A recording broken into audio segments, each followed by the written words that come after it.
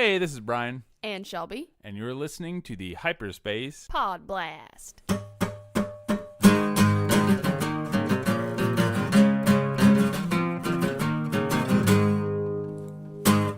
Aren't you a little short for a podcast? Huh? We're back! We're back! Hooray! New episodes! Yes, new episodes, new content. Year 2! Year 2. Season 2! And we're married! Yes! Marriage. That's a thing. Yeah, so welcome back to Hyperspace PodBlast, guys. Hello. We are back from our honeymoon, and we are ready to talk some Star Wars. Yeah, Star Wars. So what are we talking about today, Brian? We were talking about the importance or perceived importance of canon and the need for non-canonical stories. Non-canonical! Non-canonical! Thanks, Tina. You're welcome. So, Brian, what does canon mean to you? It's a, Don't worry, I'm not going to do that the whole episode. Okay, now I'm done. Anyway, Canon is a company that makes printers and cameras. Oh, okay. I'm sorry. I don't know. It's kind of a loaded question. Initially, when I heard that, they were going to redo Star Wars canon, I started thinking to myself, okay, great. Now we're going to have a consistent continuity that's going to make sense. We're not going to have Jedi running around during the original trilogy era because that would be silly. Wow, okay. And then Star Wars Rebels. No, I'm just kidding. But yeah, it kind of snowballed into what sounded like a good idea into this terrible, wow, okay. Pillar. This is where we're going. All right. I thought I was writing this question in a completely different way. Well, I don't know. Lately, I'm just really fed up with the whole idea of canon and the ability it gives people to stand on their soapbox and be like, well, this is what happened, so this is real. In this fictional universe that doesn't exist, this is what's real and right. And it's just too much, I think. Okay. And it's all because of a silly word. I don't remember having these arguments in the before time. The before. Yeah. I'm sure these arguments happened. Well, it was more about continuity. You'd have people be like, well, why did this happen? And honestly, it was Lucas was the one that threw the wrench in the thing most of the time, because we had these stories about the Death Star, and then Attack of the Clone comes out, and you see the Death Star, and they're like, oh, well, we'll write around this. Don't worry about it. And then the creatives in the EU had to do all these gymnastics to figure out how that was actually part of the story they'd already told before. And it was, I don't know, it was silly, but it was interesting. And it was no one really cared. Is the story good? Yes. Okay. I wonder if that's just because Twitter wasn't around. That's part of it too, I'm sure. There wasn't social media in general, not just Twitter, but there were message boards and things like that where people were complaining because, that's what people do on the internet since that's dawn not what it's internet for. Time. What? Complaining and porn. Ooh. The internet 101. Well, I can't argue with it. So anyway, that's my canon rant. What's it mean to you? Well, as I said, I was kind of going somewhere else with this. Sometimes things that are quote-unquote canon... Oh, come on. Sorry, I wanted to do it once. All right, one for you. Canon to me means that there is something that is a widely accepted version, but it's more of a guideline of here's kind of the basics, and then everything else from there is kind of details or fluid. Kind of like how storytelling goes. The details, someone may pass a story down by oral tradition, and as that telephone game goes, some of the details get exaggerated, some get left out. You may say that they were wearing a blue coat when they were wearing a green coat or something like that. Things, the little details kind of change and become what they need to be for the story at the time. And I kind of think of canon that way, as it's the thread that connects everything, but everything else around it. And even things that are canon to me, stories, this movie is canon. There are times that I'm thinking, well, some of the details within this canon may not even be, quote, canon in themselves. Well, that's actually a really good point, especially when you think of something like Arthurian legend. How many versions of that story exist? But you always have Arthur, the Knights of the Round Table, Excalibur. So you have that canon part and then different ways of telling the story they are after. Right, I agree. And I mean, there's so many myths that we have that mean different things to different people, and they're told different ways. And when you look at religion as a whole, there's a lot of stories that are extremely similar, but the names of people and things are different. Mm-hmm. And even within Star Wars, you have the movies, which I would say are the ultimate canon. Oh, okay. And then you have the novelization, the junior novelization, comic book adaptations, and they often have little idiosyncratic differences, or, in some instances, huge differences, like in The Force Awakens. And, if you really like the idea that Chewie ripped Unkar Plutt's arms off, then that's your canon, man. Oh, so you believe in personal canon? Oh, 100%. Okay. Yeah. So let's kind of transition. Do you think canon's sometimes harmful to the fan experience? As I think I said earlier. Yes. Yeah. Yes, I do. Well, I think that you have been raise your hand if you've ever been victimized by canon. Personally victimized by canon. Brian has both arms up. That's true. So harmful to fan experience. What do you think? I do. I think it was one of those road to hell is paved with the best intentions things. I think they had a really good idea. Are you Anakin right now? Yes. And they unfortunately put this moniker on it, and now it's doesn't matter, not canon. It's just something people use to dismiss people's arguments or their ideas or even their speculation. It doesn't matter, not canon. Oh, using as a weapon. Yeah, almost. Yeah. I mean, I've seen that. It's disappointing. Star Wars shouldn't be about being right or wrong or canon. It should just be stories about space opera. And enjoying them. And laser swords. Laser swords. Yeah. I mean, I definitely think it can be harmful. And I think sometimes it's not always other people. I think it's harmful to yourself. I know that whenever I became interested in Star Wars, I was like, oh, there's this thing called canon. I'm going to read or watch all of the things that are canon because that must be the most important. and it seemed manageable, especially because when you come in... It seemed. Until they exploded. That's my point, really, is that coming in as a fan right now, the idea was, oh, I can quote unquote catch up with the stuff that's quote unquote important because there's so much legends or whatever you want to call it, non-canon, expanded stuff, that it's something that I will never, ever be able to consume all of it. So it felt like, oh, I can be part of this thing by reading, watching, whatever, all of the things that are canon. And now that's not even possible. And I think that's scary to some people, is that they can't keep up with quote unquote canon. And I think that can be harmful to themselves. That I fell into that trap. And that's the thing. You started from the get-go. Yeah. So, well, and I considered myself a huge Star Wars fan back in the day, and I consumed maybe 35 to 40% of the EU stuff. So I'm sitting here taking in less than half and thinking I am a great Star Wars fan. And, I didn't worry about, canon this, canon that. I was just like, this set of books seems interesting. I'm going to read this. This thing about bugs, nah, not going to read that. And it didn't bother me. And then, like you said, they had that reset. They brought it in canon. It's like, I can catch up. I can be part of everything now. I'll be so good at Star Wars, no one will be able to stop me.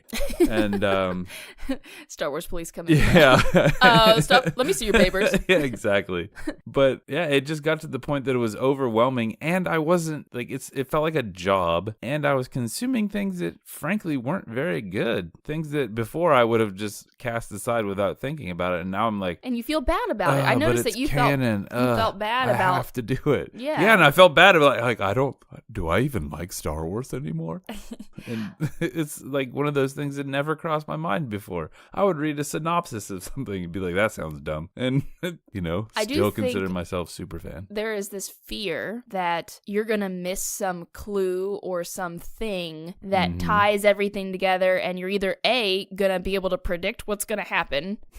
Which makes you better than everyone else. Of course, obviously. Right? That means you're the best Star Wars fan there ever was. Or, you're going to not have some sort of appreciation appreciation of a scene or some really tiny Easter egg, which might be true. You may not, I mean, I'll admit, I still haven't read Catalyst, and I probably would really appreciate Rogue One 1,000 times more than I already do, which I didn't think is possible. But that's okay. It's also okay. And that's what's really nice about some of this stuff, that you don't need it to understand the overarching story. Well, exactly. I think that's been proven now. I think people used to be very afraid that you wouldn't understand the overarching story, which with a franchise such as this, it's never going to happen. Exactly. The bottom line is Star Wars is a huge blockbuster movie franchise, and they're not going to put out a movie that, you know, you have to read 3 books, a comic, and watch a TV series, or it will make no sense. Right. That's and just that doesn't not a mean thing. And it doesn't mean those things are insignificant. It just means that you don't have to feel bad about not reading them, and you're not going to miss some little clue somewhere. Yeah, it's not like a puzzle, and if you miss something, you won't be able to solve the puzzle. Because do you really think that Rian Johnson or J.J. Abrams has consumed all of the things? I guarantee not. Yeah. So, I mean, that in itself, it's like even the creators aren't, like anyone who writes a Star Wars book hasn't watched and read every single Star Wars thing. Yeah. I would say that everyone involved in Star Wars has probably watched all the movies. Yep, probably. And outside of that, they've dabbled, I'm sure. And who knows in what? I mean, they may have been previously inspired by something in Legends. Gasp. And I mean, I think we're seeing that a lot, actually. So it's inspiration drawn from all things, not necessarily just what's now canon. Yeah. So what do you think are some of the limitations of canon? I know we've kind of talked about the fact that you can't consume it all. Well, yeah, and I mean, that goes for anything. But I think part of the problem with canon is you draw yourself into a circle. Yeah. And then you can't get out of this, like, you know, oh, non-canonical. That didn't happen. Maybe it did. But now, I mean, I'm not a huge fan of the whole Force portals changing the story situation that we got with Rebels, but it does lend itself to some possible interesting AU type experiences, and saying, well, in one universe, this, and this happened, and that's why we have Legends. And, you know, in this universe, blah, blah, blah, blah, blah. It's a whole can of worms that just would... Canon of worms? I'm sorry. Worm cannon. Ew. That sounds violent and gross. It needs to be a gun in Fortnite. I don't know. I think that canon sometimes limits itself to some of the kinds of stories it can tell. Like, it doesn't have the opportunity to challenge things that are already canon. You can't do some of the things and go off into some storytelling spaces because of canon. When I think fandom almost does the same thing, because you have people saying, like, what they did with The Last Jedi was wrong. You have people like me saying that Screaming Citadel was wrong, because it was. Oh my god. But it's the same sort of thing, because the canon, I think it does. It's like pigeonholes you into a certain type of thing. And Star Wars was like that for a while post the original trilogy with some of the first EU stuff. They basically just like rehash the same exact ideas in a slightly different way. And that's kind of the criticism that The Force Awakens got. And then you got something way outside the box with The Last Jedi, and it got criticism for that. So it's one of those you can please some of the people some of the time situations too. So I don't know. I don't know about this canon thing, girl. I don't know. So moving on from that, what do you think non-canonical content can achieve that canon cannot? That's fun. I'm sure that was fun to say. It was. I think that non-canon stories can explore things that, quote unquote, don't feel like Star Wars, and it be a really safe space to do that. I think that you can tell stories that are what some people wouldn't view as Star Wars like maybe Screaming Citadel. Ugh. I'm sorry. I'm Listen, sorry. Okay, listen, I'm not against I'm that sorry to kind of everybody. thing. I'm sorry to everybody It's for bringing just it up bad. again. For bringing it Bad up again. is bad. Okay, Brian? Anyway. I think that you can do things that are a step outside of what you would expect from Star Wars. Yeah, I think that's true. And appeal to different audiences. I think that with non-canon stories, especially like stuff that is like the junior novel, things like that, you can appeal to different age groups. Right, different demographics, different whatever. I do like the idea that, you know, the Star Wars is for everyone, but I think it can be a situation where certain parts of Star Wars are for everyone. Like, they make Star Wars for everyone. Not all of Star Wars is for everyone. Oh, you mean like not everyone's going to enjoy? Yeah, everything. Like, there's some of the kid stuff, like the fart wedding thing. Like, that's not for me. That's dumb. But I'm sure kids think it's thought funny. It was hilarious. Yeah, and if they like to read Captain Underpants, but they also like hey, Captain Underpants is pretty good. But anyway.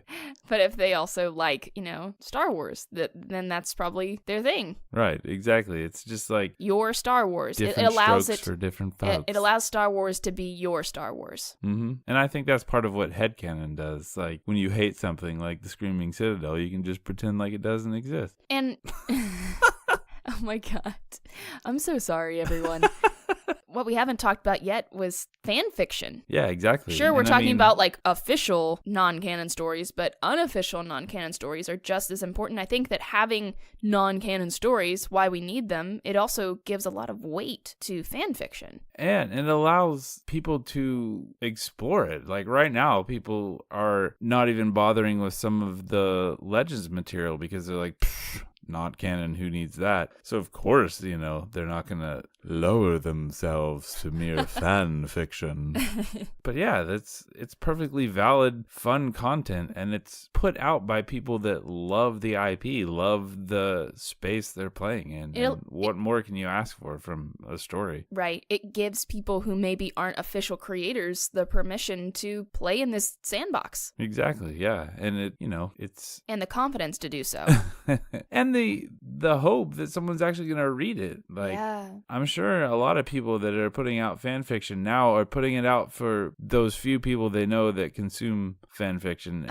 They realize the majority of people are going to just cast it aside, which is unfortunate. I've actually noticed people like tweeting about like, oh yay, the newest chapter of my favorite fan fiction just came out. That's awesome. Yeah, I love seeing that. I hope kind of this, divide that we're seeing as far as people not liking The Last Jedi or this, that, or the other is broadening people's horizons and being like, well, I don't like this part. Maybe I can go out and find something I do like. Or create something I like. Yeah, exactly. And I mean, if this isn't your Luke Skywalker, go read Legends, because that guy is probably the guy you're looking for. And the droids too. Yeah. Zing! Zing! I'm doing great today. So how do you think that these non-canonical stories impact how we consume Star Wars? We're kind of starting to get into that right now. Yeah, I think that's part of what we've already said is the non-canonical stuff is just offhand dismissed. It's like, okay, this is not important. This is irrelevant. There's no reason to read this. And some of those stories are as good or better than what we have now. I agree. I think that reading non-canon stories makes you a better Star Wars fan. Yeah, absolutely. I think you're reading from different storytellers, reading or watching or whatever you're doing, you're consuming something from creators who are different and you hear different voices. So sometimes whenever maybe we're not pleased with the representation of people telling stories in Star Wars, seek out people who are creating it themselves. True. Good point. And it's a great way to hear those voices. And I'm sure anything that you're looking for is probably out there somewhere. Right. Someone out there is doing it. Not to say that we don't need quote-unquote canon storytellers that are of those demographics. But if you're really upset that Star Wars is lacking that right now, find it. People are making things. Fans are making things. Or make it yourself. Yeah. Yeah. To give you that glimmer of hope that someday we'll have a woman directing Star Wars. Wait, women direct? I'm kidding. So to round this off, where do you want to see non-canonical stories go in the future? I would actually like the Legends content to come back, or to have something. I don't know. It's risky business, but like I was saying earlier with the whole Force portal nonsense, make some kind of AU possible. Someone that's a better creative than I am can find a great way to use that to expand on Star Wars without making it dumb. I'm pessimistic and all I can think of are ways to make it dumb. So So maybe that's your homework. You need to figure out a way to make Force portals cool and write a short story about it. I'm challenging you right now. Challenge declined. What? what? I think, that element opens up a lot of responsibility with whoever writes something like that is canon, but also things that aren't canon, because you have to write that really well to make it. I mean, any time, whether it's in Star Wars or not, time travel gets a little weird. Yeah, anytime you mess with like space, time, and reality, it gets funky, man. Right. Or, I mean, personally, I enjoy whenever you're not figuring out how to transition between the two, but you're just existing in an alternate reality. Yeah, true. I would, and that's what I want to see, is I want to see someone being like, okay, this is a world where this, and this happen instead of this. You know how it's fun whenever we have this kind of banter with Star Wars fans of, well, what if this happened? What if this never happened? Mm-hmm. That's true. And it's very fun to theorize based on those hypotheticals. So why not create an entire timeline based on some of them? Right. And to see that fleshed out in different mediums other than just writing, I think would be very cool. I want to see comics. I want to see, obviously, books, but I would like to see even shorts. Yeah, like a Forces of Destiny type situation of stories that may or may not be true. Yeah, I think that would be fantastic for Star Wars. And I think that could really help people come around to this idea that you don't have to like everything in canon. Mm-hmm. And I think that the whole calling it canon is what makes the ire so strong. And, like, oh, you ruined Star Wars. Well, you didn't. All the other stuff is still there. But you ruined canon. So therefore, since it's part of canon, now all of canon is ruined. Therefore, right. Star Wars is ruined. Because apparently you have to like everything that's canon to be a fan of Star Wars. And right. I think that's what it comes down to. And I just don't think that's true. No, absolutely not. And I think that's why we need these non-canonical stories to help broaden our view of what Star Wars means to us and what each of these stories mean to us, and understand that you can like things and you can not like things. Mm-hmm. And it's okay. It's okay to say no to Screaming Citadel. Oh my God! All right, I think that's about it. That'll do it. That's the end of the canon portion of this episode. Now we're going to for the non-canonical version. I love Screaming Citadel. It's the greatest thing to happen to Star Wars. In an alternate universe. Since Brian's favorite Star Wars story. I don't even think, no. I would pull myself through a force portal and be like, what's wrong with you? It's terrible. Anyway, thanks for listening. Yeah, it's fun to be back. Let us know what you think about canon and non-canon, and if you have pieces of non-canon that you truly love, share them with us and we'll retweet them. Yeah. And if you have fan fiction that you've been sitting on that you don't want to put out there because you're scared, give it to us and I will put it out and say that I wrote it. And then people will yell at me and you don't have to worry about it. You can even get involved and be like, yeah, that guy's terrible, right? What an idiot. Oh my God. Seriously, though, if you have any sort of fan fiction or works of art that you would like to share, let us know. If you don't have a website to host them, submit them to Hyperspace PodBlast at gmail.com. Put your Star Wars out there. Or Hyperspace_pod on Twitter. And, of course, the website is hyperspacepodblast.com. All right, we have some cool things coming out soon for you guys, so make sure you check our Twitter and social medias. Yeah, we're back to being real. Yay. Yay! All right, talk to you later, guys. Okay, bye. Bye.